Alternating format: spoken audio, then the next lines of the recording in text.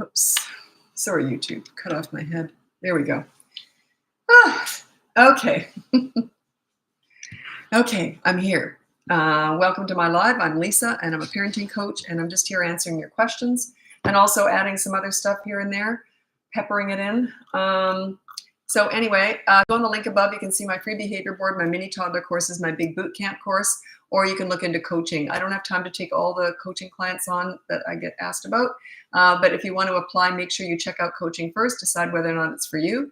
And then you can ask if I can, and tell me the age and what you want me to help you with.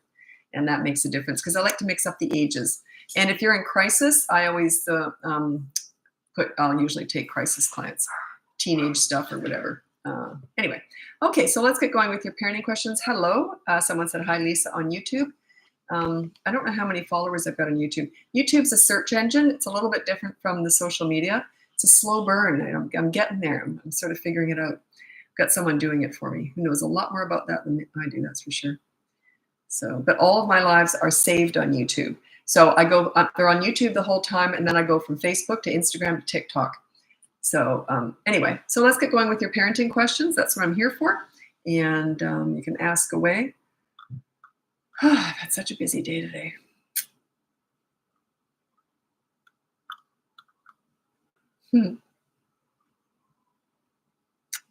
I write some notes that I want to talk to you about, and sometimes I'll write something down really quickly, and I'm just reading something I wanted to talk about on a live, and I have no idea what I was talking about.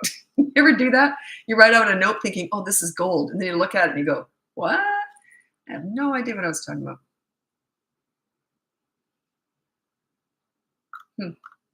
I'll try and figure that out later. So I'm just waiting for your questions.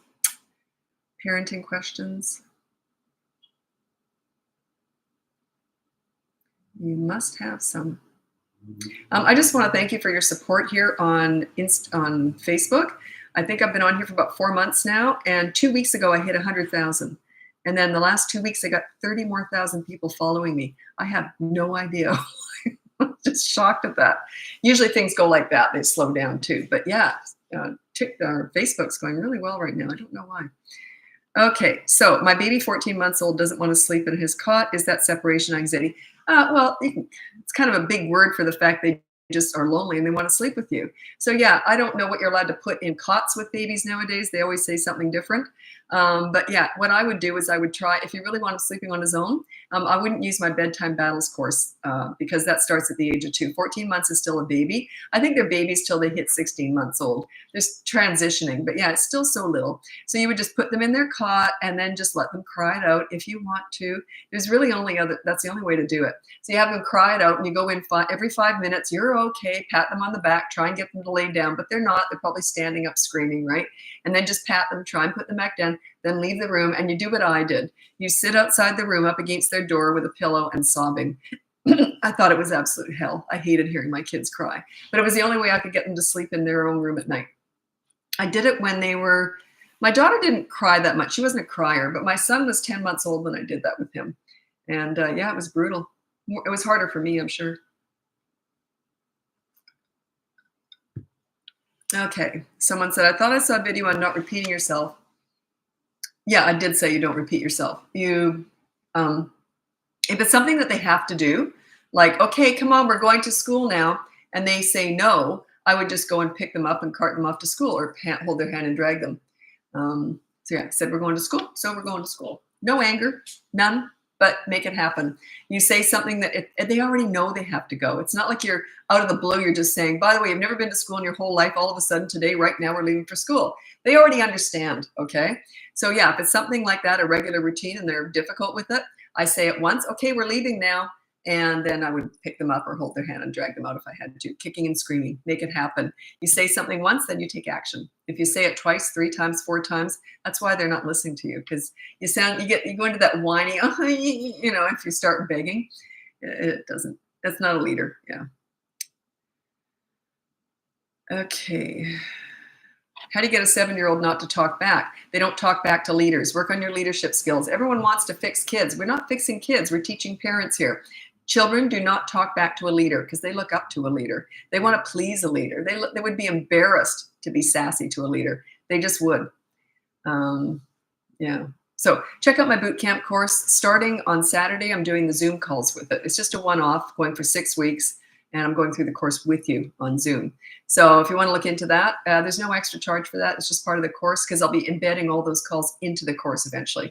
So anyway, check that out. It might be for you. It's just about you and your leadership. That's all it is. You lead, they will follow. Children instinctively need, crave, and want a leader. If you're not a leader for your child at home, they're going to go searching for it elsewhere. It's a natural instinct for a child to need a leader. So if you're not a leader at home, they're going to be very vulnerable to peer pressure, bullying, the drug dealer on the corner, the internet, the Kardashians. They're going to go searching for leadership elsewhere. You want it to be you. It's all I teach here is leadership. Discipline's a tiny part of it. Discipline really isn't what I consider leadership at all. It's about connecting with your kids, showing respect to get it. You got to give it first. Give respect to get it. That's why you're on that behavior board. And the behavior board only goes for 3 weeks. After that, you go off the behavior board. But yeah, in the course, the bootcamp course, the first 3 weeks are 3 different behavior boards. In coaching, the first 3 weeks, unless they're teenagers, sometimes we don't even use it. Or under the age of 3, we don't use it. It only starts at the age of 3. So the behavior board is just 3 weeks. And then it's just a teaching tool to teach you how to do this. And then you go in the moment discipline. So you address everything. But because you've already kind of got some clout at this time, you're starting to get respect. You're starting to learn how to be a leader by using those behavior boards. It's just, I would never use a behavior board. It's a teaching tool and it works really well. I invented that 16 years ago. I started my business 17 years ago and I didn't have that behavior board. And I was teaching what I did. Well, really, I already had respect. So I was teaching them how to maintain respect. It didn't make any sense. Then I came up with the behavior board. Then I'm teaching you how to get respect. Maintenance is easy. Getting it is the hard work. So I invented that behavior board and put the parents on it too. It's an accountability chart for the whole family. And yeah. Anyway, check it out. The behavior board's free. So everything I have is in the link above. By the way, a whole bunch of people are getting scammed out of money because I've got a decent following now. I've got like 1 million followers now across platforms. And of course, people are using my videos, my name, my picture. They're using my words, all this stuff, and they're scamming people out of money. If you go in the link in any of my platforms, whether it's YouTube, Facebook, Instagram, or TikTok, you follow the links that are on my pages or in my channels, and that is me. If you're just going to randomly Google me, you might come across a spammer. So watch out. I get emails pretty much every day about someone who's been scammed out of money by someone pretending to be me. I can't control that. I don't think the FBI can even get to that stuff. Okay. How can I break a 2-year-old off bottle? It's kind of like pulling off a Band-Aid, but you get a replacement first. Say, look, you're a big boy or a big girl now, so you're not going to have any more bottles. You're going to have this instead. They're going to kick up a storm, but just throw all the bottles in the garbage or keep them for the next baby, but make it look like you're throwing them in the garbage. They have to look like they're out of the house and then say, now this is what you've got. It's going to be a rough day or two, but they'll survive. You may not, but they will. Yeah, it's pulling off a Band-Aid. It's just, you just got to do it. Everyone's afraid of the scene. The scene is the transition. The scene is the lesson. If you're afraid of a fit scene, tantrum, or meltdown, they're never going to learn anything. That's how they learn. They don't all have fit scenes, meltdowns, or tantrums. They're kind of born with that temperament. But if you're afraid of those things, then they're in charge. You're never going to be a leader if you're afraid of that. You know, I always talk about the story, this 8-year-old little boy who'd never met me before, and I was going to be working with him. And he said to me, first thing he said to me, you don't give me what I want, I'm going to have a fit. Just like that filthy looking expression. And I said to him, bring it on. And he went like this, and he never did. So yeah, I have no fear of it. I'm like, bring it on. I wasn't just saying that's fine. I said, come on, I was challenging him just in a very calm way. I said, bring it on. Like, I have no fear of it. That's my opportunity to exercise my leadership, to show him he can't boss me around just by having a fit. No way would that work. Okay, excellent. Your tips have been Brianna Walton. Oh, I remember that name, Brianna Walton. Your tips have been extremely helpful to helping us get our household back under control. Excellent, excellent. See, you don't have, some people are getting great results without hiring me or buying my courses or anything. I'm not a very good salesperson, obviously. But yeah, I'd rather just tons of people getting it for free. That's what I'm here for. That's why I'm doing this. This is all free. I don't get any money for these lives. This is all free because I want to be able to help the masses out there. If you don't want to buy a course or buy my coaching, that's fine. You can still get help. If you're in crisis, obviously that would be coaching, but get the idea. Like, this is just general stuff. Everyone can start using this. And the behavior board is completely free. It always was free. It always will be free. And that's my best teaching tool. That's what I use with almost all my clients.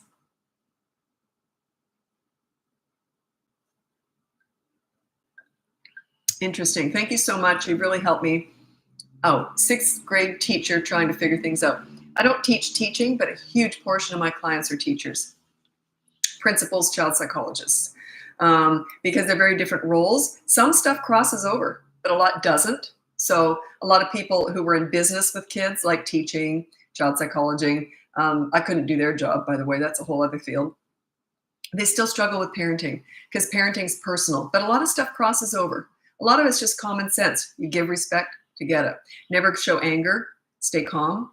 You know, I always say you stay calm during the storms, and you can be crazy during the rainbows. When you're having fun with kids, just be crazy and nuts.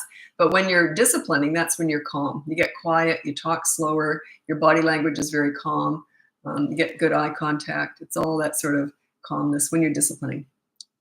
So yeah, be calm during the storms.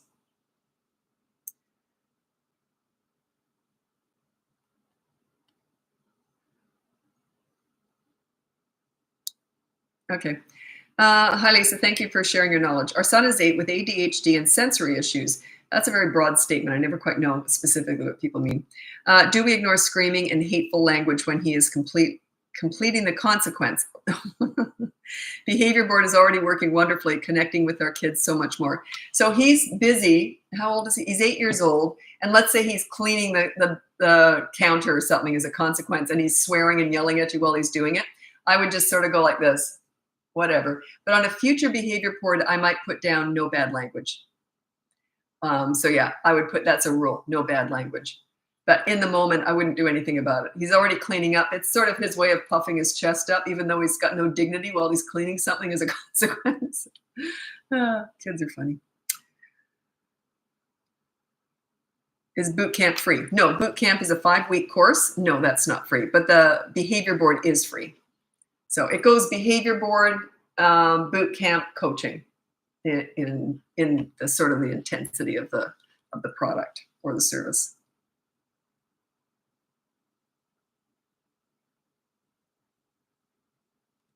How to deal with a 4-year-old boy who would not stop a bad behavior unless there's a consequence. Well, that's how they learn to stop doing naughty things. And then they'll eventually not want to get consequences, so they stop doing the naughty things. At 4 years old, he can put that together. So I don't quite know what you mean. Are you just teaching him this? That's part of it. But then they just stop doing bad behavior if they know there's going to be a consequence. If you're just new at this, it's going to take a while. 3 to 6 weeks usually, if you're consistent. Sometimes it doesn't work at all. Parents say, it's just crap, it's not working. And then they'll often hire me. I don't know why. If they think it's crap, they'll often hire me for coaching. Anyways, that course didn't work. And I'll say, well, you show me how you were talking while you did it. And then something they're doing is just making it tank. So, but it's the course, especially the boot camp course, it's packed full of information. But if you're doing something outside of the norm that I couldn't possibly predict, I can't put everything in there. So that's when people will often hire me and they'll say, it just didn't work. I did this and that, but they probably know there's doing something wrong. You'd be amazed. Sometimes they'll do this fun little thing and I'll think, oh, that's why it's not working. And they go, oh, I didn't know that would make it tank. Yeah, so, but it's for most people. Just all the normal stuff. If you're in crisis or there's like awful stuff, really difficult stuff, that would be coaching. Oh, embrace the tantrum, bring forth the leadership. Perfect, because every tantrum, thanks for that wording, I like that. Every tantrum, fit scene, or a meltdown is an opportunity for you to exercise your leadership. It's them processing the transition to hearing the word no and not getting their own way. That's okay. You do not need to validate feelings around a tantrum. A tantrum is just they didn't get what they want, when they wanted it, and how they wanted it. That's okay that you don't validate that. It's actually good that you don't. You never need to discuss a tantrum before, during, or after. Never. When I get child psychologists for clients, they argue that one. I can understand where they're coming from, but yeah, you don't need to discuss a tantrum before, during, or after. And also, praising doesn't get good behavior. Those are two things we argue about consistently with child psychologist clients. Yeah, praise does not get good behavior. Often gets the worst. Often gets worse behavior. You don't want me to go into all that, do you? I could go on for an hour with that one. But yeah, praise is okay, but don't overpraise. Play more. Play is their love language. Praise is not. Praise doesn't do much for kids. Play does. Play will get you a lot better results with your kids than praise.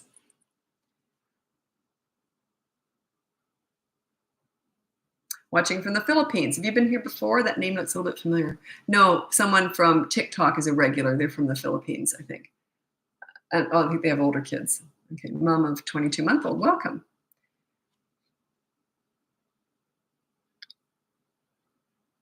Okay, I love that it holds the parents accountable too. This is Brianna Walton is referring to the behavior board. I think that was a big turning point in our home. If you don't show the kids what accountability is all about, how are they supposed to do it themselves? Leaders lead. In other words, they follow your lead. They do what you do. You know, it's like the parent who says, kids never smoke. Smoking's bad. Anyway, never smoke. They're not listening to you. They're watching you. So that's why being a leader is, you set an example. They do what you do.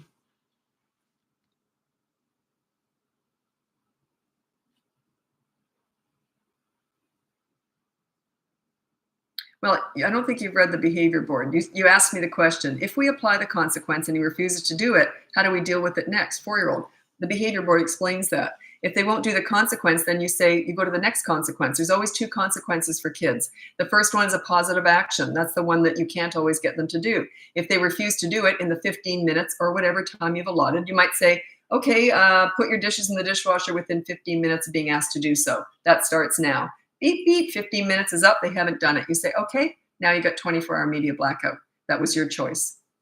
So yeah, the behavior board explains all that. That's why there are 2 consequences. They've got the choice. They can do the positive action for 15 minutes, easy, or they can have 24-hour media blackout. Their choice. It's all written out. And then if I didn't know, I didn't understand, well, you'll know next time, won't you? You're learning as you go. Don't get into arguments with them. And if they start at you, I hate you, you just turn around and go, whatever. I hate you, and then I would ignore it. But that whatever is important. It shows that you heard them.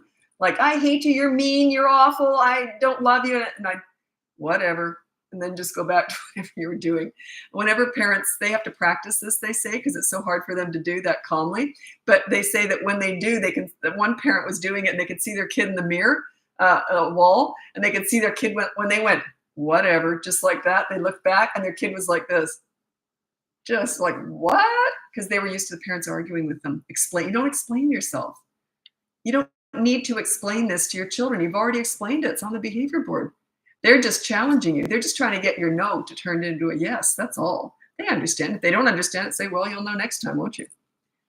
Yep. Keep calm. Can we change the rule during the week if he doesn't overstep okay, so you got a 6-year-old and he doesn't actually break the rule. That's okay. You will change it in the next week. Keep it the same for this week, but he's still learning by watching you breaking your rule. You got to make sure you break that rule so you show him what consequences are all about, right? So yeah, if you yell at him, your rule is no yelling. If you yell, your consequences, you have to play hide and seek for 20 minutes or whatever with him. So you do something before, if you yell at them, you do something nice with them. So he's still learning, right? But it's just, he just didn't get a consequence. So yeah, just make the next behavior board a little bit more challenging.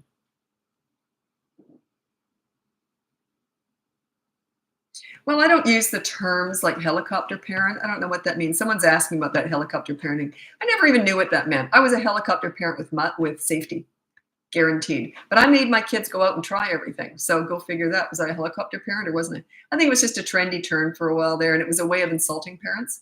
Oh, she's a helicopter parent. In other words, you don't watch your kids and they do. Like, you know, I never really got that. I never saw it used in a nice way, put it that way.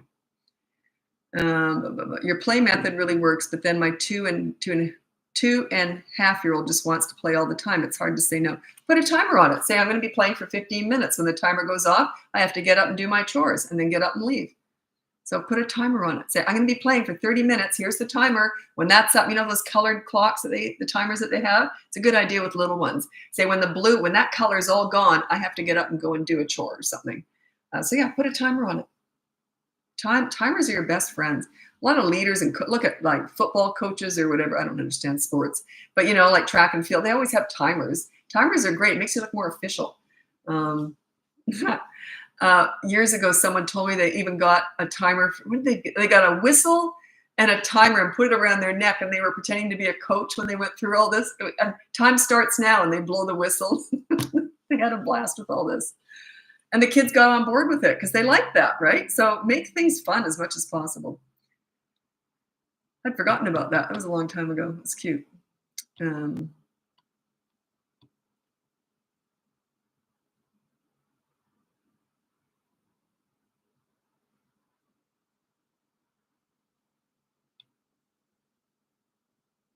yeah, over-explaining is one of the biggest mistakes parents make. Well, I forgot. You didn't explain that right. Well, you'll figure it out as we go along. You'll learn as we go. That's okay. I already explained it. That's okay. Don't get pulled into that. You hate me. Whatever. Do not get pulled into that stuff.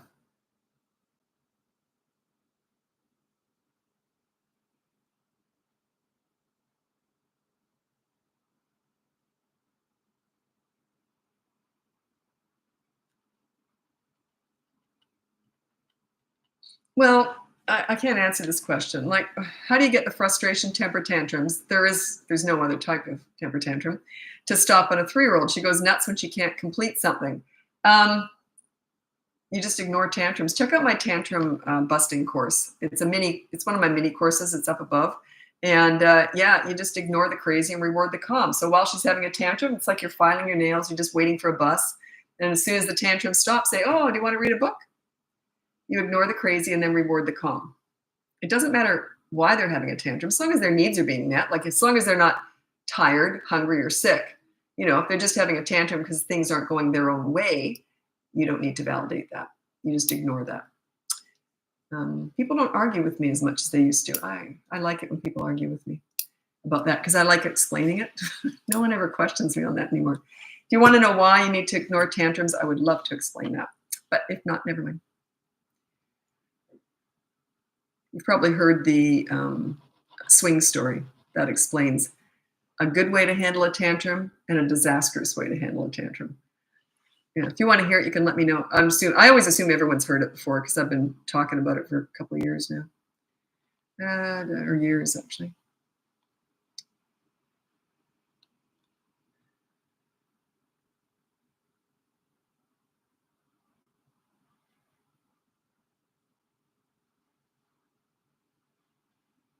Yeah, it's a little bit confusing here.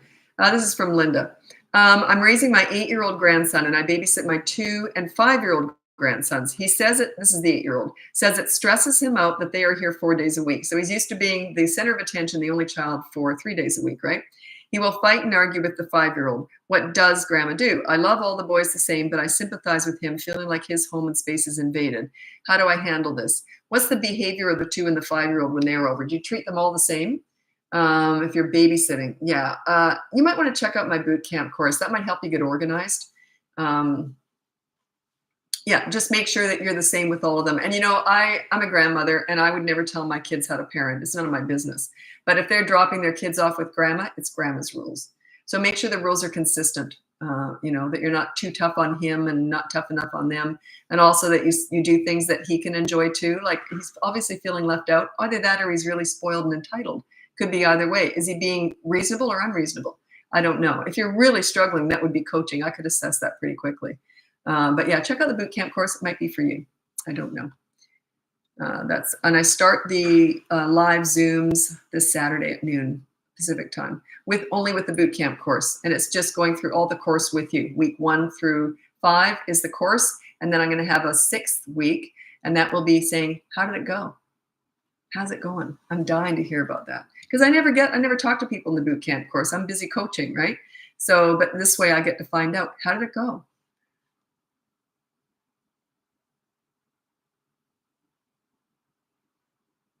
How do you deal with a 2-year-old that hits for fun? Check out my toddlers who hit, bite, etc. That's in my link above. It's one of my little mini toddler courses.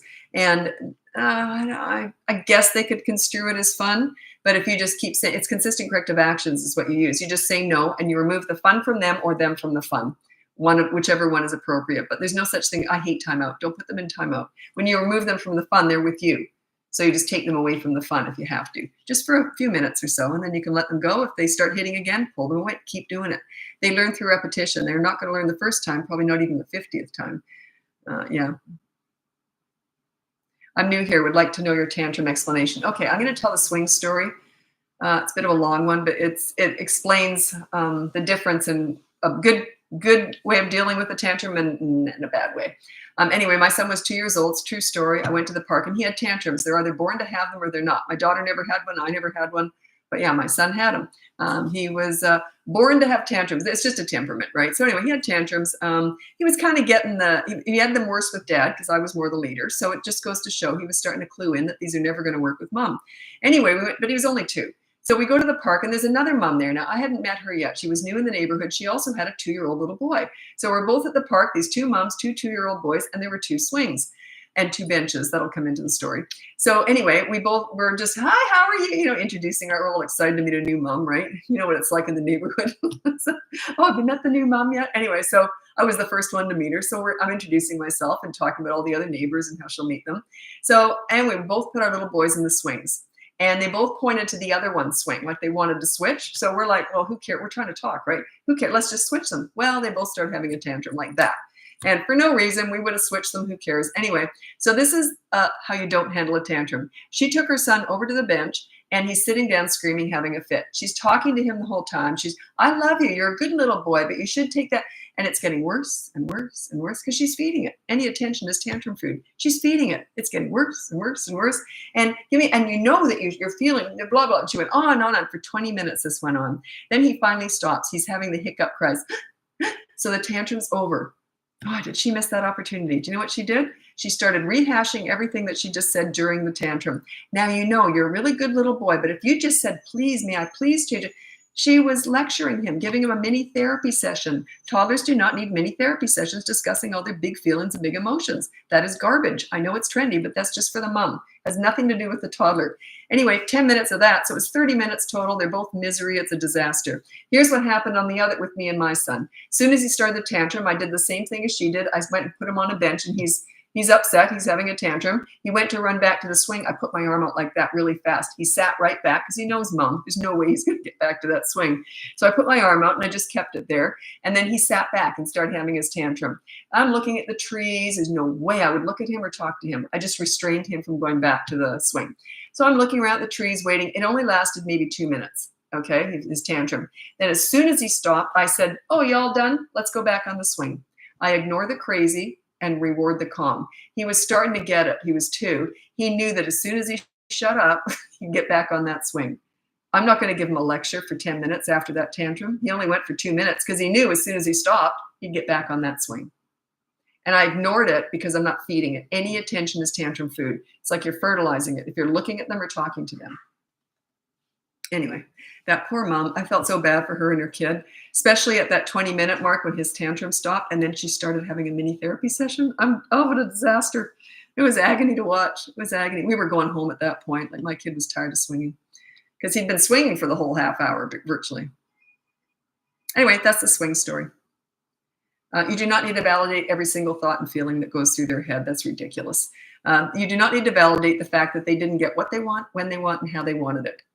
Why on earth do you need to discuss that? They will learn they can't have what they want, when they want, and how they want it all the time. That they will learn to accept the word no. That's okay. They can learn to accept that they can't get everything they want.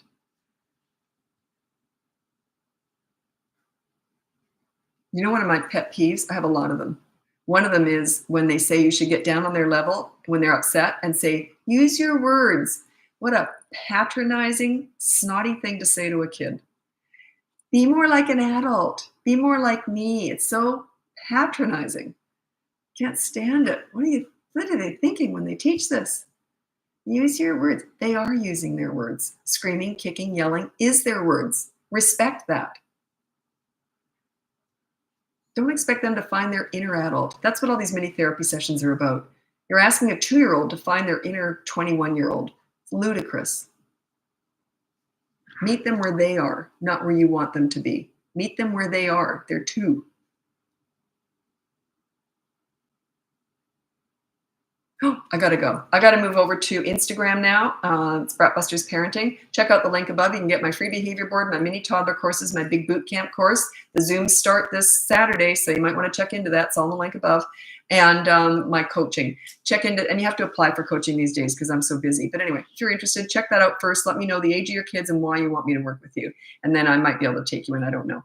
Anyway, thanks so much for joining me. And I'm going over to Instagram now. Happy parenting.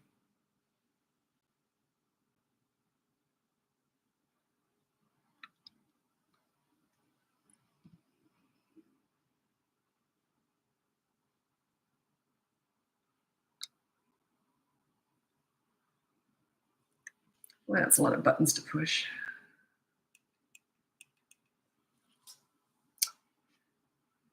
And I'm live. Okay. 4-year-old throwing fit, getting in a car seat, and he's learned how to unbuckle himself. So if you've got a 4-year-old who can unbuckle himself and when he's having a fit in the car, get one of those. There are safety, I don't know what they are, but look up safety harnesses or something, or safety padding for car seats. There's something you can actually put over. It's like a vest, sort of. I've seen them, but I don't know what you call it. Look it up. Just look it up online, and you can buy it so they can't get access to the buckles. Yeah, I would do that for sure. You got to keep them safe, right?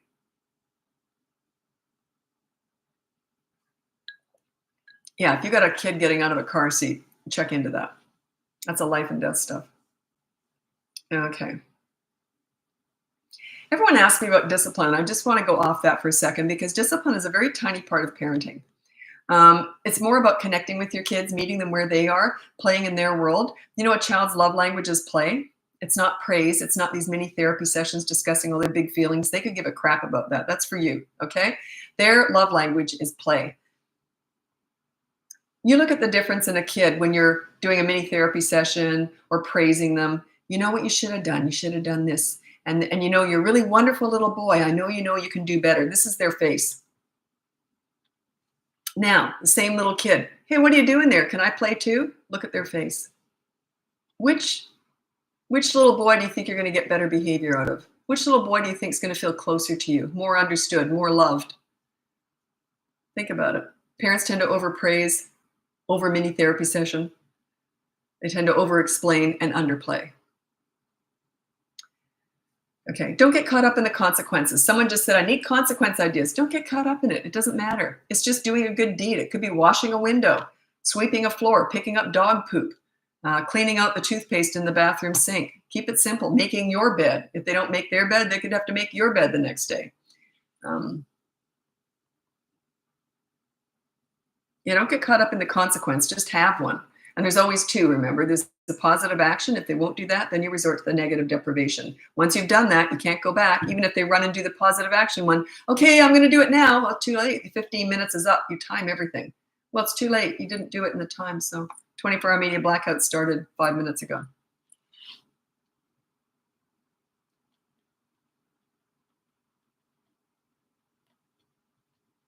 How do you answer the why questions from toddler before pulling your hair out? Just say, I don't know.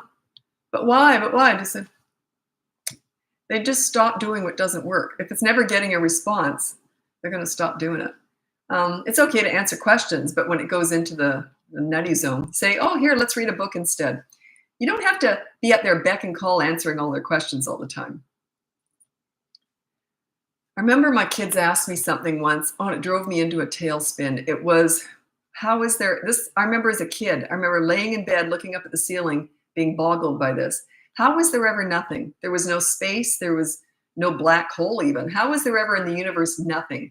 Anyway, one of my kids asked me that, and I remember driving, and then I went on for like an hour. I don't think they ever asked me anything again. It was like, I don't know. I mean, how was there ever nothing? How did it start? If there was a big bang, where did that start from? And like, it just drove me insane. So yeah, I don't think my kids ever asked me anything after that. So maybe over-explain, that might work for you. But yeah, they were just tortured by this. They were like, Mom, okay. But yeah, that's something that even now I can feel the stress. My hands are sweating just because I can't grasp how there was ever nothing. What did anything ever start from? How was there ever nothing? Yikes. My tiny little brain can't handle that. Thoughts on sharing toys with siblings? There's lots of different methods, but I'll tell you one of my favorite examples that I use is, it's not toys, but it's one swing and you got two kids. So you go to the park and there's only one swing and you got two little kids. You do something like this. You say, I'm going to flip a coin. Whoever gets, you call heads or whatever. You have one rock in your hand and say, whoever guesses what hand the rock is in goes first. But the first turn only gets 1 minute on the swing. Every turn after that is 2 minutes. So you start, and they kind of like that. You're organized. You got to look like you know what you're doing. You got systems. You're being fair. You're being reasonable. Okay, and then the next time you go to the park, you don't flip a coin. The other kid goes first. So you make it fair and reasonable. Anyway, and if you're really fair and reasonable, they tend to listen to you more. If you look like you know what you're doing all the time, you just figure stuff out. They just listen to you, right? They just do. Anyway, but what ends up happening is the first kid goes on the swing for 1 minute. Okay, your turn. If they're kicking and screaming, they don't want to get off, take them off anyway. So you pull them off the swing and the other kid goes. Now you're timing 2 minutes. They get bored with that. They end up going on the slide. So yeah, well, what happens is the kid who isn't on the swing will go over on the slide and the other one's swinging, watching, and then they want the slide too. So yeah, you're just teaching them the system. There's a way of working it out. You expect children to know how to share without teaching them how to do it. So yeah, you teach them how to share. I got some funny stories with my kids. I just don't feel like telling them right now. My favorite is the Lego story. You've probably heard. No, my favorite's the cake story. You've probably heard them both by now. All right, you might be new. I'll tell them one day. I just don't feel like repeating them right now.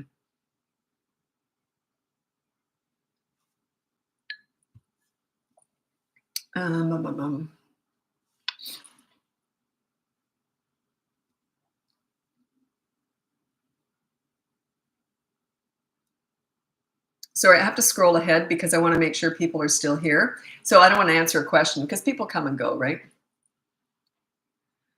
2-year-old gets violent when he's upset. Any suggestions on that? And the indoor screaming. The indoor screaming, you can't address them screaming because you're not going to gag them, right? But if they get violent, you physically restrain them. If a child's hurting themselves, someone else, or damaging property, you physically restrain them, but you don't look at them or talk to them. You just hold them, prevent them from damaging property or hurting themselves or whatever, and then let them go. If they go to do it again, you just keep hold. You say no, and you just hold them. You don't look at them or talk to them because you always ignore tantrums and outbursts and scenes and meltdowns and fits and all that stuff. Yeah. So just physically restrain them from being violent. They'll get worse before they get better, guaranteed. It's going to make it worse initially, and then they'll catch on that, hey, you actually know what you're doing. But it usually gets worse before it gets better. When parents say, I want the rainbow, and I say, you ready for the storm? Because the bigger the storm, the bigger the rainbow. The bigger the scene, the bigger the lesson. You got to be willing to go through that. That's like that kid who said to me, he was 8 years old, he says, if you don't give me what I want, I'm going to have a fit. And I said, bring it on. And he never did. I have no fear of your fit, kiddo. That was what I was telling him. Go on, have it. I'm fine with that. He never did have a fit with me. So yeah, don't be afraid of it. If you're afraid of it, everyone wants to avoid, how do I avoid tantrums? You don't. Those are the lessons. Those are the lessons. Let them go through that. Don't avoid it. Let them go through it. And don't go through it with them. Is it okay to say sorry to your kid when you scream or lost it? Yeah, you want to be accountable, but check out the behavior board. It says no yelling is usually your rule. If you yell, you have to play hide and seek with them for 15 minutes. They don't give a crap about the word sorry. What does that do for them? Sorry, okay, this is great now. But play hide and seek with them a little bit, see the difference? The word sorry is overused. I don't like it. It's like, no matter what someone does, I murdered your whole family. Sorry. What? You're not very forgiving. You're not accepting my apology. The word sorry is just empty to me. There's 4 steps to apologizing. Say you're sorry just to show you're starting it. That's just the start of it. Sorry, it was all my fault. Not it was all my fault, but you shouldn't have done that and I wouldn't have had to yell at you. You know what I'm saying? So take full responsibility for it. Number 1, say you're sorry. It was all my fault. I shouldn't have done it. Number 3, what can I do to make it up to you? You make amends. What can you do to make it up to them? And number 4 is don't keep doing it. Okay. Anyway, check out the behavior board. No yelling is always the rule for the parents if you yell. Every so often, I'd say maybe once or twice a week, I'll get parents who don't yell. It's that rare. Like parents mostly yell. They only yell because they don't know what else to do. But I teach them what else to do. But if they yell, they have to do something nice for the kids. 10-year-old always lies. Put on the behavior board, no lying. And then when there's a lie, then there's a consequence. Don't ever get angry and don't go on about it. Don't go on about discussing everything they did wrong. Parents make this mistake all the time. They want to discuss all the bad behavior. Deal with it. Have a consequence and then focus on the good kid. You know the pool story? That's what that's all about. I dealt with the bad behavior. Then all I did was work my butt off to bring the good kid out. And then they want to please you because they feel good about themselves. Your goal is to make your kids like themselves. Kids who have high self-esteem and like themselves are naturally polite and nice and respectful. Because they'd be embarrassed. The high self-esteem means you do well. Children with with low self-esteem, they have to have low self-esteem to be mean or rude or disrespectful, because you can't feel good about yourself when you're acting like that. Blah, blah, blah. Okay, good question. I just had this, I think, on Facebook, and I had it 2 or 3 times with clients today. How do you do media blackout with 2 kids? So what do you do with the other kids? So only one kid's got media blackout. Let's say you have 4 kids, and 2 kids have media blackout, 2 kids don't. So the kids who have media blackout, they have the run of the house, except usually something like the master bedroom. There's only one room. The other kids can go in with the smaller screen and they can watch media. The whole family suffers a little bit throughout this, and that's okay. They're usually quite happy that they get media and the other kids don't, okay? Here's what you do, though. You say to the kids, let's say this is, just a sec. Let's say this is your phone, okay? So when kids have media blackout, you do it with them, because there's no way as a parent, they have media blackout and you're on your phone like this. Oh, this is wonderful. You know, you don't want to, oh, that's awful. They've got media blackout, do it with them. Say, hey, I'm going to do it with, don't tell them this ahead of time though. So when they're doing media blackout, say, well, you know, I'm going to do it with you. Do you want to play a game? And then they'll probably say, no, I hate you. I hate you. Say, okay, never mind. And then maybe a half hour later, you ready for that game now? There's no anger. You're trying to connect with them. You got no media. You may as well connect with them. Neither one of you has gotten these screens. You may as well play games, right? Eventually, the idea is, this is what happens with my clients. Eventually, the kids will end up playing games with the parents, right? The kids who are in the other room watching screens will hear all the fun going on out there in the family room or whatever. They'll often leave the screens and come out and play with the family. So it's all win, win, win, right? The kids have learned a lesson. And although some kids break the rule and will not do the first consequence just so they can have media blackout, so they feel the parents are going to play with them all day long. If that happens, then, you know, we can work around that too, but that's rare. But yeah, one little boy did that just a couple of weeks ago. I thought it was pretty clever. He was pretty little too. He figured that out. How long does it take for ignoring tantrums to work? 20 months old, cry for 15 minutes, just started last week. Yeah, they can go on for a couple hours with a tantrum. Anyways, they don't stop. They minimize the duration, frequency, and intensity over a period of time. They will peak for a while too. They'll go like this, be awful, but just keep doing it. And then eventually they'll come down. Then they might go up again. They're not quite as bad. And then they'll slow down again. Then they go up and down. They're always changing, right? Just when you think you've got a toddler figured out, they go nuts again. I'm going to read out my top 5 tips for parenting toddlers. Okay. These are my top 5 tips for parenting toddlers. Number 1, child-proof your home so you never have to say no. Number 2 is you set up a toy rotation system so they're never bored. Number 3 is you enter their world to connect with them. You don't connect with a toddler at the nail salon. You go to the park and roll down the hill with them. They just start to look at you differently. It's part of leadership. Number 4 is stop with the mini therapy sessions when they're doing something naughty. They need consistent corrective actions. Actions are in their world. It's kind of the same as when you want to connect with them, you enter their world. When you want to discipline them, you enter their world. They're about actions, not words. These mini therapy sessions were invented to help moms feel good. They're nothing to do with the toddler. Anyway, and number 5 is stop trying to figure them out. Toddlers are not figure-outable. They're brand new, fresh human beings. They've got one marble and some tumbleweed floating around in there. Okay, they're cute as a button, but they're all feet, no brains. They might even go like this and smear poop on the wall. Can you figure that one out? Nope. Well, maybe you can. I can't. Okay, what age do you start ignoring tantrums? Around 16 months. Before that, you do kind of ignore the tantrum, but you can divert their attention, but not in a really exciting way. Like, over here, we're going to play ball. I would just go over and start. So if they're having a tantrum, I do ignore them, but then I might go off to the side and start reading their favorite book out loud to myself. Don't even look at them. Oh, and the fox went over the, oh, wow. And then what happened? The idea is they'll probably come and crawl into your lap, and then the tantrum's over. That's the idea. But yeah, around 16 months. That's when they're sort of becoming toddlers. They're kind of babies up until then. And you're transitioning from diversion into completely ignoring. But you might have to do a little bit of both in those months.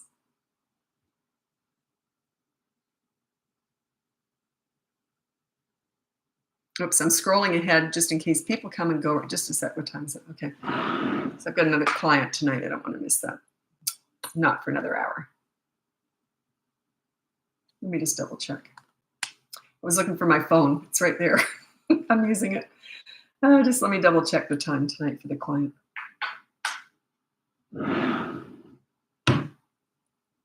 Yeah, 6:15. Okay, I'm all good. 3-year-old wants to be held and he doesn't get his way. So in other words, he wants to be validated and consoled.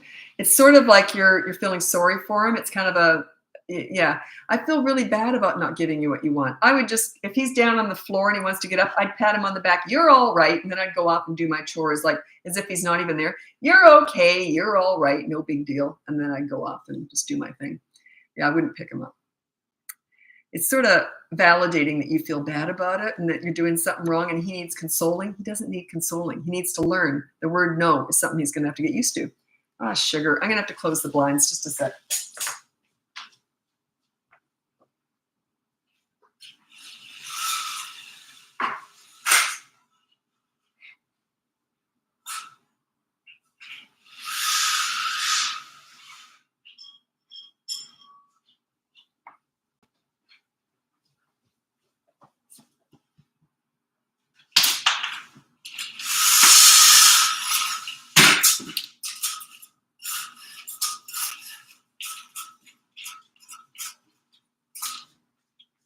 Find that really frustrating because the sun hasn't been out all day. It always comes out around 5 o'clock. Why is that? Is that something I just don't understand weather? Anyway, just a minute.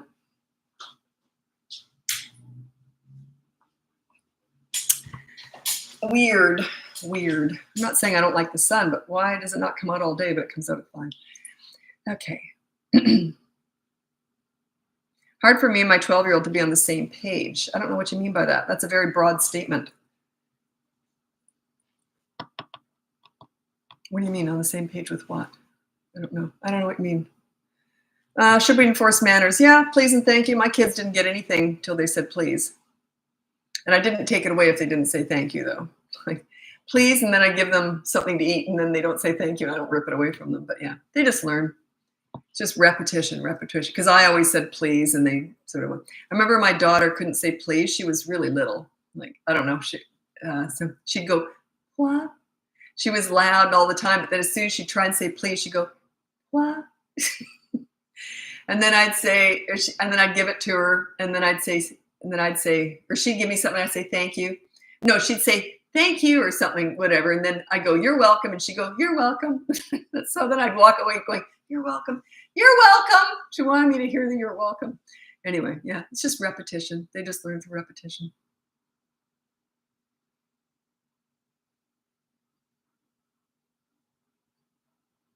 A 3-year-old kicking at school. I would put that on the behavior board. No hurting other people at home. So make sure that's reported back to you. Say the teacher told me you kicked today, so here's the consequence.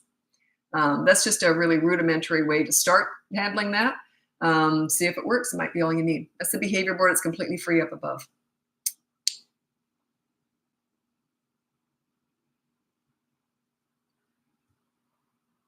So I'm just scrolling ahead because people come and go. I don't want to answer questions that people have already left. What do you think is the best way to help an overly insecure teenager? I don't know the situation. If they got friends, have they not got friends? Do they spend time on the internet? What's your relationship like? How old are they? Are they 12 or 13? Are they 18? I don't know. Too many questions. Teenagers are almost always coaching. So, yeah. By the way, part of being a teenager is being insecure. I think it's hard growing up, right?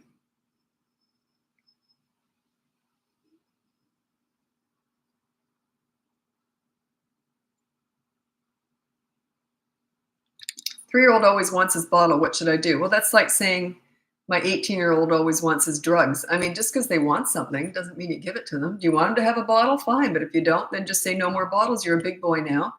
And then just throw them all away or make sure he thinks you're throwing them away. You could save them for a future kid. But yeah, I don't understand. Oh, he always wants. So what if he wants it? If it's not good for him and you don't want him to have it, it doesn't matter if he wants it. You have to train him out of, he can't have everything he wants.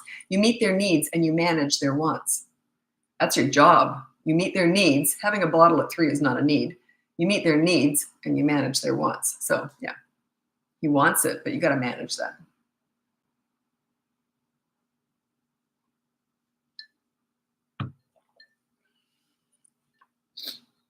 So you got a 3-year-old hitting you, that just says you're not a leader. Go and check out my boot camp course. The live Zoom coaching with the course is starting on Saturday, actually. It's just a one-off. I'm going through the course with you starting this Saturday at noon my time, Pacific time. So I've had a couple people ask me, "Can you do it at this time? Because we live in a such and such country." No, I'm doing it that suits me. Suits me. Noon on Saturdays. That's Pacific time. Yeah, I'm not getting up at 3 in the morning and doing it with you. No.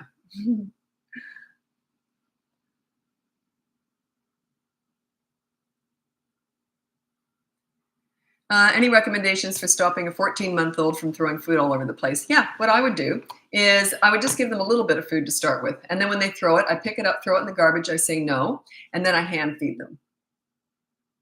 You got to do it fast, though, so they connect. They're only little at 14 months. They got to connect that. I go, no, here. I don't let them hand feed themselves after that for the whole rest of that meal. And then they're going to have a fit. They're not going to want to be fed. They're going to be kicking and screaming. I've said, okay, you're all done. Wipe them all up and put them down. They're all finished. Half hour later, you can try again. They will survive for that 30 minutes without food. They should survive. I'm not a doctor, but I'm assuming they can survive that. And then try again. Give them a little bit of food. If they throw it, no, and hand feed. And then some parents have said to me, my little one loves to be hand fed. I don't want to do that. And I say, okay, here's what you do. You hand feed them, but you get real stupid at it. You go to hand feed them, you drop it. Oh, here you go. Oh, what was that I was going to do? You get real dumb and like forgetful and slow. They'll just end up taking the spoon and feeding themselves eventually. That's the idea.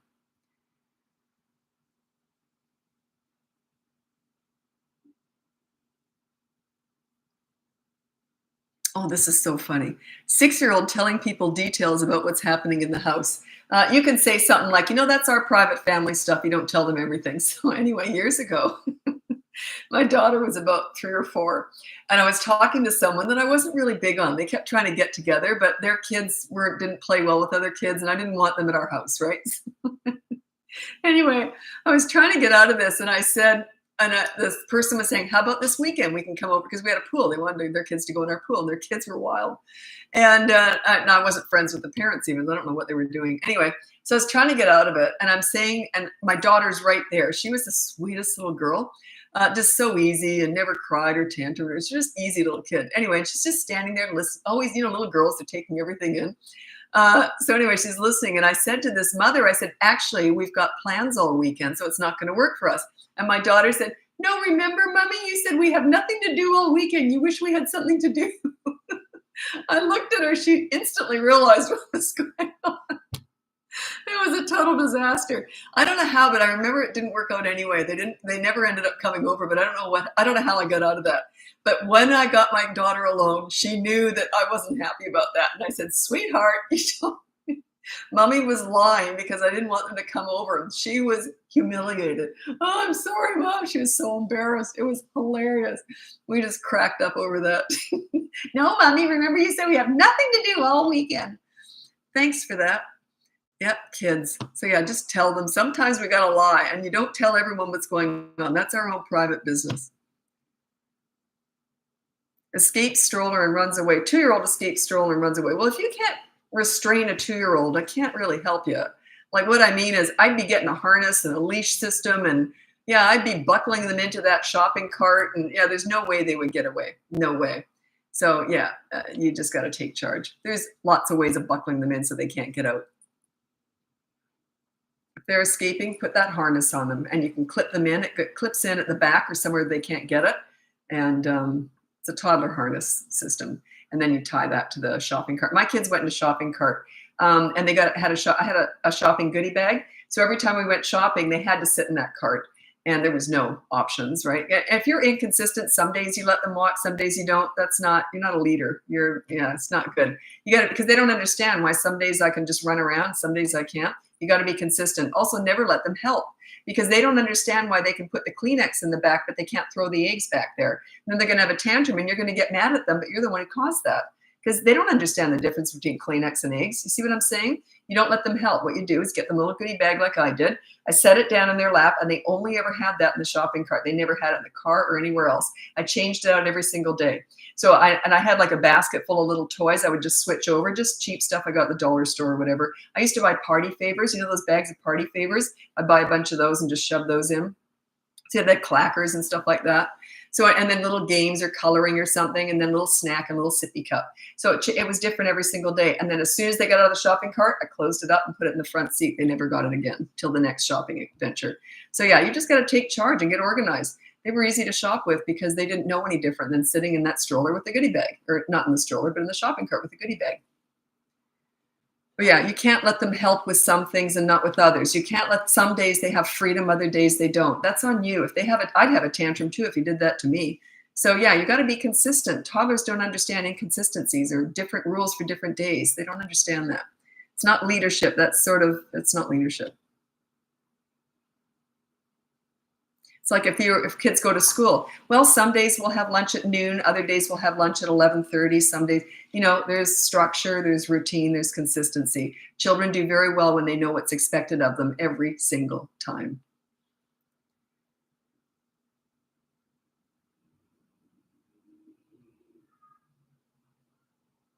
How to handle back talking disrespect from a 4-year-old. That's a tell. It means you're not a leader. They don't respect you. You got to earn that. You're not earning it. You're not a leader, okay? Work on your leadership skills, and that just doesn't happen. They don't talk back to leaders. They just wouldn't. So yeah, that's on you. Remember, we're never fixing kids. We're teaching parents here. Children's behavior between the ages of 3 and 12 is 100% a direct result of parenting. Just is. It's on you. So take that. And that's good news. It means you can control you. So everyone wants me to fix their kids. I don't do that. There's nothing wrong with them. They're reacting to your parenting. They're back talking because you're not a leader. You haven't earned respect. You got to work for that. You got to earn that. Have you worked for it? Have you earned it? Are you a leader? Then they won't talk back. Anyway, check out my boot camp course. The Zooms that go with the course, it's a one-off. I'm going through the course with you on Zoom.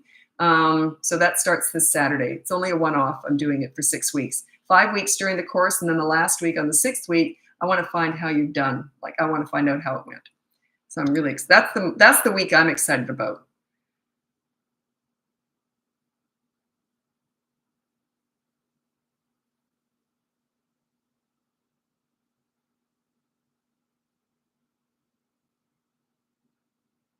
Well, I don't know here. About manners, he always says thank you and please, but doesn't want to say good morning at school arrival. I think you're nitpicking here. Yeah, don't sweat the small stuff. Yeah.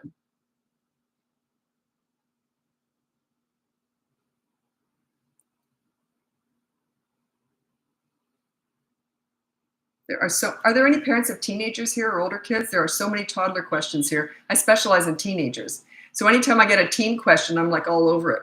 I'm just trying to mix it up because sometimes people say, do you know anything about teenagers? That's my specialty. I started my business doing teen crisis work. So if you have teenagers and you have questions, I just don't want people to think that it's just all about toddlers here. Anyway, and also it's not all about discipline. Discipline is a tiny, tiny part of parenting. Parents are so busy trying to stop their kids from doing the bad things, they forget how to teach them how to be good, how to do the good things. And you do that by bonding with them, playing with them. Play is their love language. You play with your kids more in their world, not in your world, in their world. You watch them, how they play, and you join in. They will listen to you more just by doing that. That's just the first step. But yeah, everyone wants to know how to stop their kids from doing things, but that's not what I do really. It's more about bonding with them. How do you earn it? Just keep watching. You can check out the boot camp course if they're 3 to 12 years old. That's what that's all about. It's about your leadership. You lead, they will follow. Children instinctively want, crave, and need a leader. If you're not a leader for them, you're sending them out there in the world very vulnerable. They're very susceptible to peer pressure, bullying, the drug dealer on the corner, the internet, the Kardashians. They're going to go searching a leader elsewhere. You want that to be you. They'll come home and tell you everything. When you're a good leader, they just tell you everything. They can't help themselves. They want to run everything by you. I remember I told my mom everything and my kids told me everything. And I remember thinking even when I was an adult, I thought nothing's happened till I've told my mom. I was grown, married with kids, and still I talked to my mom every single day. We lived in different continents. She was in Canada and I was in Australia. And I still emailed her every single thought that I had in my head. Nothing had happened. She used to say that. Nothing's happened till I've told you. Like it was just, we were so connected that way. And why did I bring that up? Yeah, that's leader. My mom was a leader. I was a leader. That's why my kids tell me everything, or told me. My son doesn't. He's 34. It's different now. But when he was living with me, he did. So yeah.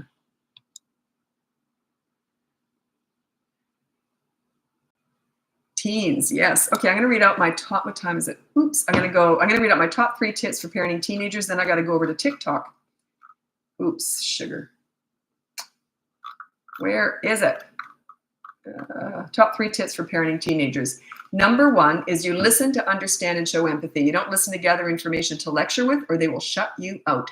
I call it silent listening. Use these and not this. If they want your advice, they're going to ask for it. They already know it anyway. So you just listen to understand and show empathy. Okay. Number 2 is you negotiate pretty much everything. Hey, I want your dirty clothes in the hamper from now on. What do you want from me? Let's start the negotiations. It's not a blanket statement, but try and do that with a few things. See how it goes. See how they react. Number 3, don't sweat the small stuff, okay? If they do something stupid and it's not a big deal, you say, well, that was stupid. Do you want to hear what I did when I was your age? And laugh it off. It's okay to make mistakes, just like you did and just like you do. There's nothing wrong with that, okay? Own it. Learn from it. I used to tell my kids, the road to success is paved with failure. If you're not failing, you're not trying hard enough. You're not opening up the possibilities in life. So yeah, if you're not failing, you're not trying hard enough. So life is paved with failures. That's part of it. You got to laugh it off, right?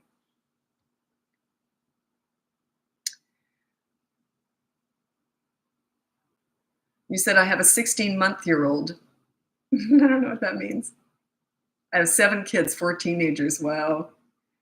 I think my largest family was 8 kids. Anyway, I got to go. I got to go over to TikTok now. Thanks for joining me. Check out the link above for all my stuff, my courses and everything.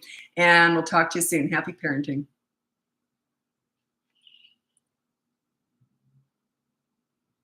Greatest thing you can get.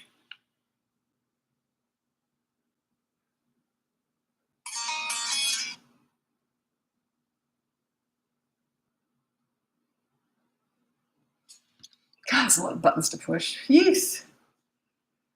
Okay, I'm on TikTok now.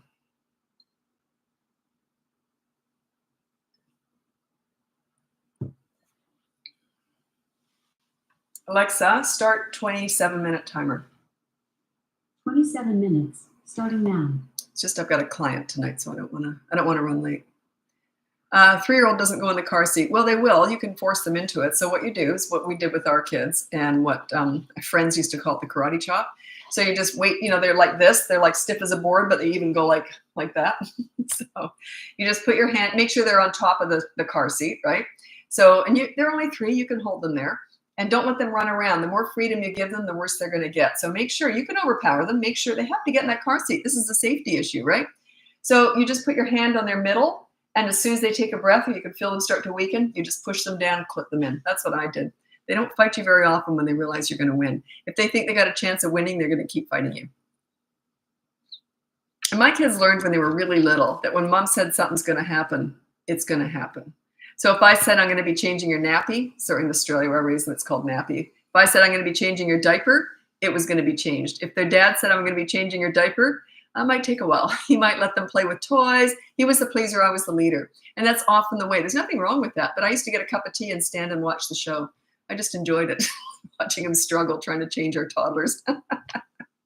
Whereas if I said I'm going to change, they were more likely to just lay there and let me do it. Because they knew mom would just do it. Like I would hold them down, my elbow across their chest, and just zip, zip, changed, and that was all done. I didn't negotiate with them. Whereas their dad was more likely to negotiate.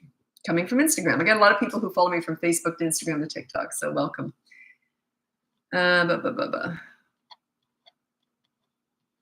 Overwhelmed with anxiety. Any tips for her? Is this for the mom, for the daughter? Is she 16, 6? I don't know.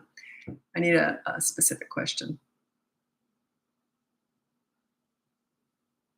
Oh, you're asking about your sister. I don't teach sibling stuff. I only teach parenting. So I can't answer that. I teach from the parent perspective, not from the sister or brother perspective.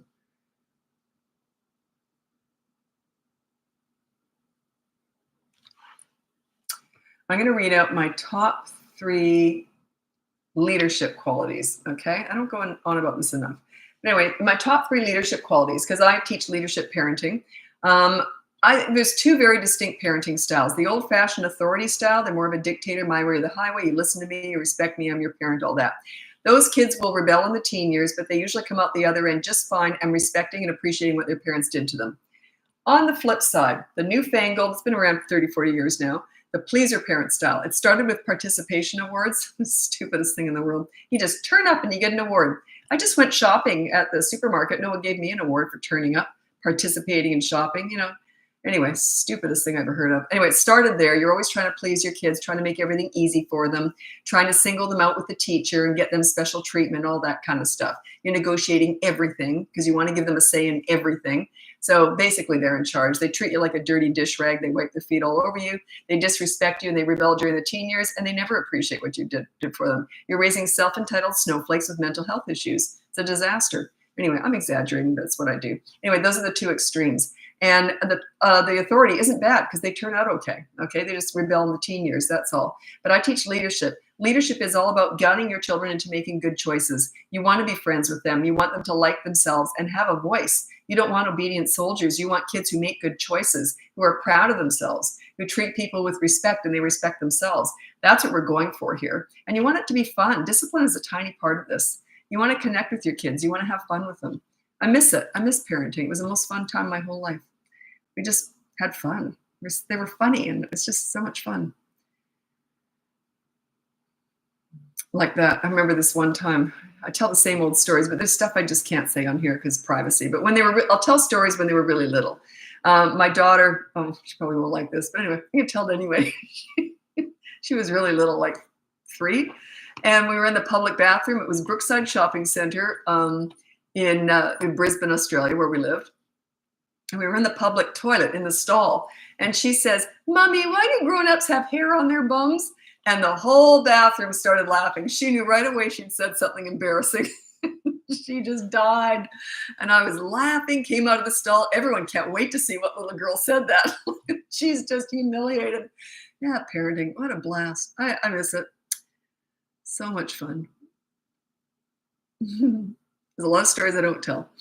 2-year-old, when he throws a tantrum, he makes himself throw up. What should I do? Yeah, they're going to do that. I mean, what can you do? You just have to hold their hand if they're using their fingers. Some of them will do that.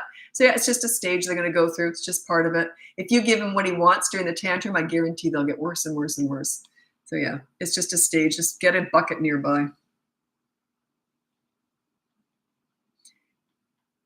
At what age do you start reasoning with them instead of distracting them? You mean during a tantrum? You never reason during a tantrum. What do you mean?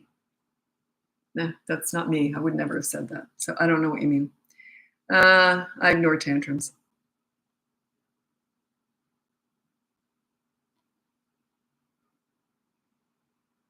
Well, you asked me something that I have no idea, and I'll tell you why. So what do I do when a 10-year-old son constantly seeks approval with dad, but both clash on communication? I would have to assess that situation. I have no idea what's going on. That's a really big question with no information. That would take me a while to figure out. So I don't know. I don't know the personalities. I don't know the style of parenting. No idea.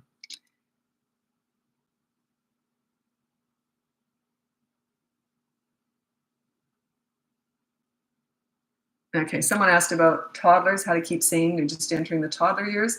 I'm going to read out my top 5 tips for parenting toddlers. I always feel bad for the regulars. You've heard this so many times. But anyway, these are my top 5 tips for parenting toddlers. Number 1 is you child-proof your home so you never say no. Number 2 is you set up a toy rotation system so they're never bored. Number 3 is when you want to connect with a toddler, you do so in their world. You don't go to the nail salon with them. You go to the park and roll down the hill with them. They just look at you differently when you know how to enter their world. And number 4 is stop with the mini therapy sessions when you're disciplining a toddler. They're not about words, they're about actions. So you use consistent corrective actions to discipline a toddler. That's under the age of 3. They won't learn the first time, probably not even the 50th time. They might learn the 100th time. It's repetition over and over and over again. Number 5 is stop trying to figure them out. Toddlers are not figure-outable. They're brand new, fresh human beings. I always call them crazy, but it's more that they just haven't developed sanity yet. You can't really reason with a toddler. Anyway, they're just brand new, okay? Let's say you've been in the world for 2 years, and the first year you were a potato laying on a mattress. Like they have no experience yet. Okay, that's it. That's my top 5 tips for parenting toddlers. Thank you for logical parenting. Yeah, I don't know what it is. I just call it common sense. I'm kid taught. I didn't learn I never read a book on parenting or kids or anything. I volunteered with hundreds of kids over 52 years, and they taught me all this. I learned all this from them, mostly the troubled teens. They taught me more about patience and understanding and empathy, I think, than anyone else ever has in my whole life. Those troubled teenagers, yeah. It was like a gift working with them. In the moment, didn't feel like it. But looking back, it was a gift. But that was all volunteer work. I just went in. I just loved working with kids. I had no idea I was going to spin this into a business. They told me to do this. Lisa, you got to teach what you do. No one's ever talked to us like you do. So yeah, okay, whatever. And there was no such thing as a parenting coach back then. So anyway, that was like, I don't know, 20, 25 years ago.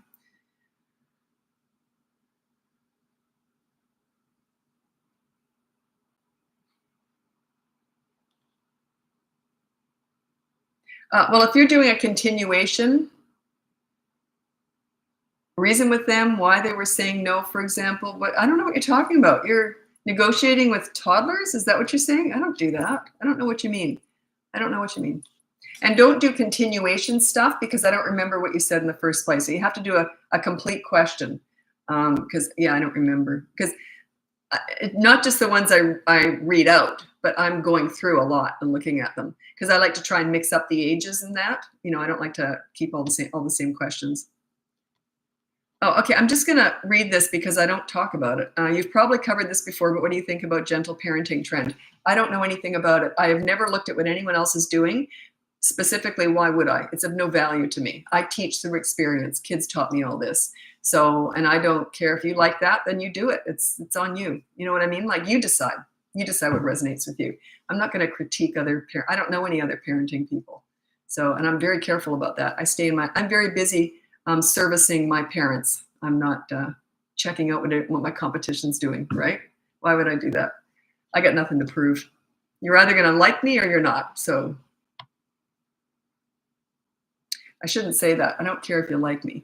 You're either going to like my advice or you're not. Whether or not you like me is irrelevant.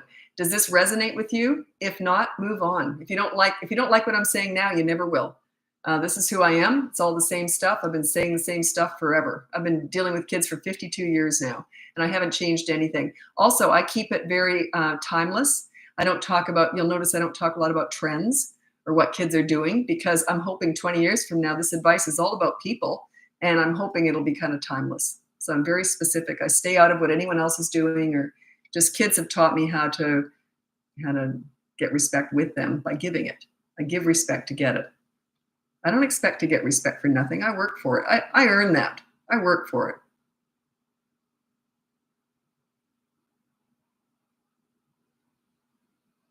Do you work with kids on the spectrum? I don't work with any kids now, but a lot of my parents have children with autism, ASD. So yeah, but that's coaching. It's more of a specialty. I don't discuss it on lives or anything.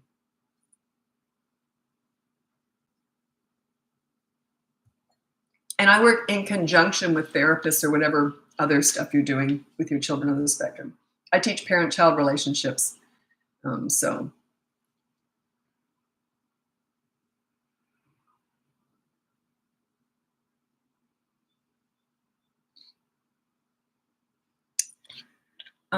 People don't tend to argue with me very much anymore, and I don't know why. I miss that.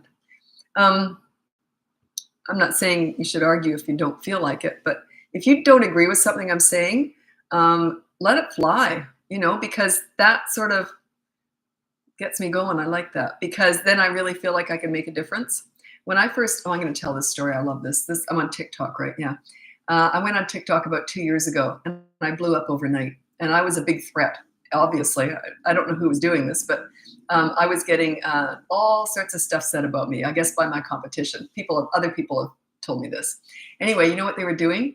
They were doing duet videos of me and then trashing me. And they had big followings and all their followers were coming over to me and they grew my channel for me. So I loved it. When I found that out, and I kind of felt bad about it after a while. So I started talking about it and then they stopped doing it. They stopped criticizing me. I guess I was a threat, but there's room for everybody, right? Like if I resonate with you, you're not going to watch them anyway. If they resonate with you, you're not going to watch me anyway. So I don't understand that. I just don't get it. I thought that was funny. But yeah, they grew my channel, so I'm forever grateful. Isn't that? I love karma. Oh, it's great. And I never respond. Why would I respond? It's so childlike, schoolyard, right? Okay, can you talk about the behavior board? It's an actual board. No, it isn't. It's just instructions on how you write it out. And you can put it out in a big whiteboard or in a big poster board. Do whatever you want, but make it big. Make it visual in a high traffic area and treat it like law. And you're only focused on that one thing, that one rule, okay, for each kid. That's it, because that's all you can handle in the first week. And also, you know what I've noticed a lot of parents have been doing? They take those consequences and apply them to everything else that's going on in the house. Don't do that. You only apply those specific consequences to the rule that's on the board. And then everything else you've been doing with the kids, whatever else naughty things they're doing, suffer through it like you were before. Your sign of leadership is in that board. You're learning just with that one board. Then by week 2, you'll have 2 of them. By week 3, you have 3, and you stop there.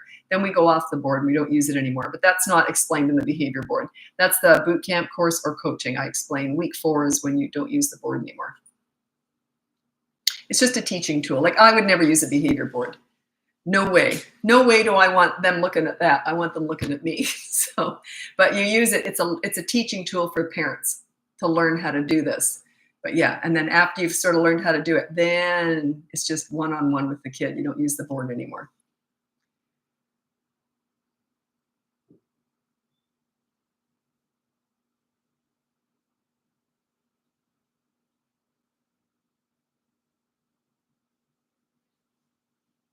Silly of them to hate on you. You know, well, yeah, I guess. I'm assuming they were younger, right? And they were very threatened, I guess. But what strikes me as funny is it made them look bad. That's what, you're in the caring field and you're criticizing. So that's what struck me as so funny about it. You're in the caring field and you're saying nasty things about people. Like, you know, it sort of made them look bad. That's why I started feeling sorry for them. I thought, yeah, you know what you're doing to yourself, don't you? And they didn't get it. But I got a whole bunch of clients from them. And yeah, I thought, I kind of started feeling bad because they're probably my kids' age, right? It was funny. There was a part of me that was like, yeah, karma, there you go. I'm human. Ah. Okay. How can I make sure my son talks openly to me? I kept a lot from my mom in my teen years. Yeah, I told everything to my mom. My kids told me everything. Here's what you do. These are my top 3 tips for parenting teenagers. And you want to pay attention to tip number 1. This is my top 3 tips for parenting teenagers. Number 1, you listen to understand and show empathy. You don't listen to gather information to lecture with. If they want your advice, they'll ask for it. They already know it anyway. So you just listen to understand, show empathy, and then stop talking. You just go, yeah, that would be frustrating. I get that. Yeah. It's awkward, isn't it? But when you get good at that, they start telling you everything, okay? And then number 2 is you negotiate pretty much everything. It goes something like this. Hey, I want your dirty clothes in the hamper from now on. What do you want from me? It's not a blanket statement, but try and do that with a few things. See how they react. Oh, you want, you know, they usually appreciate that because you're giving them respect. And number 3 is you don't sweat the small stuff with teenagers. Don't try and micromanage them. They're going to make mistakes just like you did and just like you do. And that's okay. You don't want them to feel shame for making mistakes.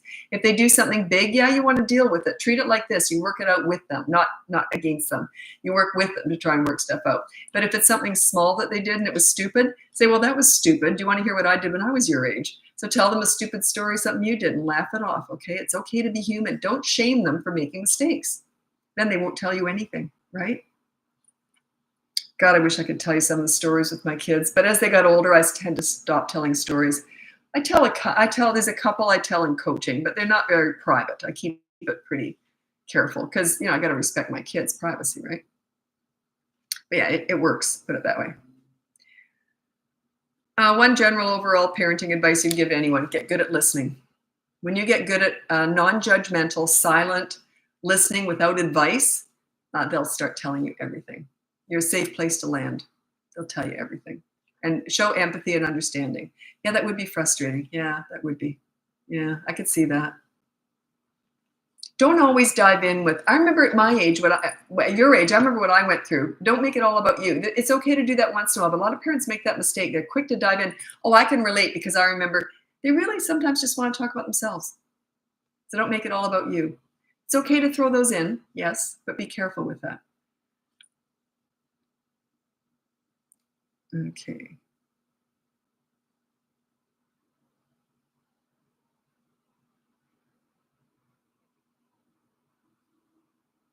Okay, actually, I got to get going. My voice is starting to go, and I've still got a client tonight, so I'm going to save it for that. Anyway, thanks so much for joining me. If you want to check out the link above, you can see all my free behavior board, my mini toddler courses, my big boot camp course. The Zoom coaching that I'm doing with you in the boot camp course starts this Saturday. You have to be in the course to do that. If you've already finished the course, join in, ask questions, just see what other people are going through. Okay, that starts this Saturday. It goes for 6 weeks. The course goes for 5 weeks, but the 6th week will be me checking in. How did it go? How you doing? Dying to do that one. Anyway, thanks so much for joining. And then coaching, I can't take everyone on. My schedule is pretty packed these days. So if you want to work with me, check it out first. And then if you really want to sign up for coaching, tell me the age of your kids and what your challenges are, because I like to mix up the ages just for my own sanity. I don't want all teenagers or all toddlers on my roster. So anyway, thanks so much for joining me. Happy parenting.